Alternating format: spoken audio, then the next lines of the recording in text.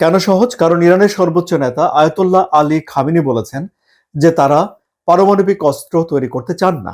কেন চান না? কারণ ইসলামে এই অস্ত্রটি তৈরি করতে নিষেধ করা হয়েছে বলে তিনি একটি ফতোয়াতে বলেছেন। এবং ইরানের প্রেসিডেন্ট মাসুদ পেজেশকিয়ান এই তথ্যটি আমেরিকান এক গণমাধ্যমে সাক্ষাৎকার দিয়ে বলেছেন।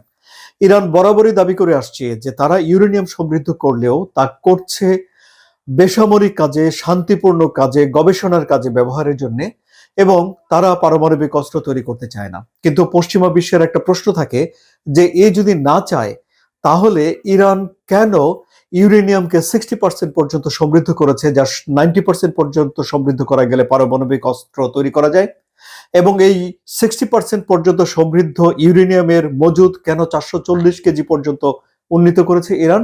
ইরানের জবাব হলো তারা সায়েন্সের ভক্ত, জ্ঞানের ভক্ত। তারা জ্ঞান বিজ্ঞানের অগ্রগতির অংশ হিসেবে ইউরেনিয়ামকে সমৃদ্ধ করছে।